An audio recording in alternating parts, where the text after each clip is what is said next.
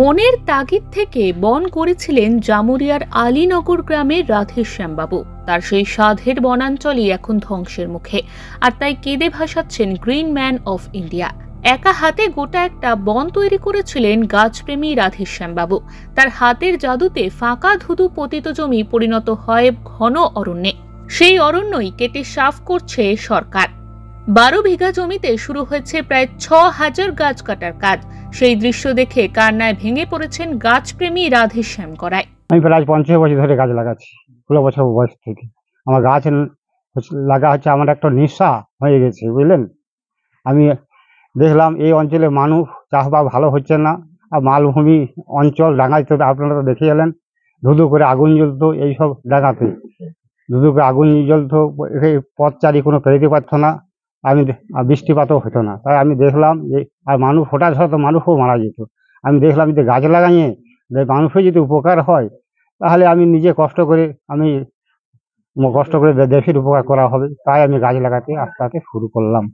আর গাছ প্রায় 5 লক্ষ তো এমনিতেই লাগা আছে, মেডিসিনের গাছ, মানুষের রোগ ব্যাধির জন্য, ভালো হওয়ার জন্য।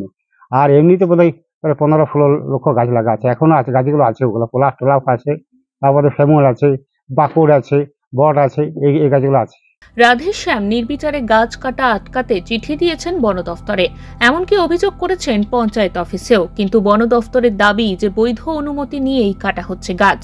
যদিও এক নিমেষে এত বড় বনাঞ্চল সাফ হয়ে যাওয়ায় মন খারাপ স্থানীয় পরিবেশ প্রেমীদের। জামুরিয়ার চিচুলিয়া পঞ্চায়েত প্রধান সোনালী ধীবর জানান, ঠিক আছে, ব্যাপারটা আমি এখন জানতে পারলাম, আপনারা এলে বললেন, দেখলাম। আমি তো এখন প্রমাণপত্র কিছু দেখিনি, বা গাছের মালিকগুলোকে ডেকে পাঠাবো, দেখবো না ওনাদের কাছে যে আমাদের কি পারমিশন আছে কি না আছে। এখন কিছু জানা যায়নি, কমপ্লেন বিষয়ে আপনারা এখানে এসেছেন, আমি দেখলাম, তারপরে ওদের কাছে নিয়ে রিপোর্ট কাগজপত্র দেখে তারপরে আমি কিছু ডিসিশন নিচ্ছি। গাছ রোপণের মতো কাজের প্রেরণার কথা জিজ্ঞেস করলে রাধেশ্যাম গড়াই জানান, প্রেরণা নিজের অভিজ্ঞতার জোরে। এই ভারতের প্রধানমন্ত্রী শ্রীমতী ইন্দিরা গান্ধী ব্রাজিলের রাজধানী ডিবি জেনেতে দৃঢ় ভাষণ দিয়েছিলেন। তিনি বলেছিলেন এমন দিন আসবে এই ভারতবর্ষ, এই পৃথিবীটা ধ্বংস হয়ে যাবে। তাই তিনি বলেছিলেন যে 30 থেকে 40 হাজার যে গাছ লাগানো দেখাতে পারে আমি নিজে হাতে পুরস্কার দিব, আর প্রচুর টাকা, আর তাকে প্লেনে করে নিয়ে যাবো, আর প্লেনে করে ঘরে পৌঁছান দেবো, আর তার সম্মান হবে সবার উপরে।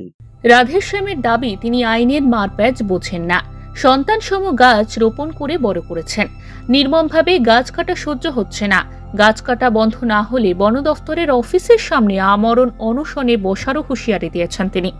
আছে বলুন, এবার কি করবো, বাগানে যে আমাকে মরে দেবো, আর আমার কোনো উপায় নেই। আর আমি দেশের জন্য, দেশের মানুষ না দেখে তাহলে আর আমি আর কি করতে পারি, আর আমি কার কি করতে পারি। অনশনে বসবেন? হ্যাঁ, অনশনে বসবেন, কি করবেন, জীবনকে আত্মহত্যা করে দেবো। দেখবেন, শুনবেন, আপনারা মিডিয়াতে দেখবেন, আসবেন, মিডিয়া করে নিয়ে যাবেন। আর আমার এই ছাড়া আমার উপায় নেই। সবাই এক রাহায় যে এই পরিবেশকে ধ্বংস করাই দেয়। গ্রামের মানুষও তাই চাইছে, পঞ্চায়েতও চাইছে, প্রধানও চাইছে যাতে এই পরিবেশ না থাকে। গাছ পাগল রাধেশ্যামবাবু লাগিয়েছেন লক্ষাধিক নিম, পলাশ, আকাশমণি, ইউক্যালিপটাসের মতো গাছ।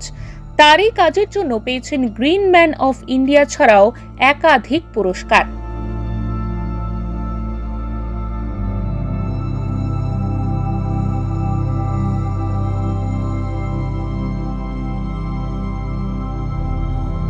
আসানসোল থেকে জয়ন্ত সাহার রিপোর্ট, ওঙ্কার বাংলা।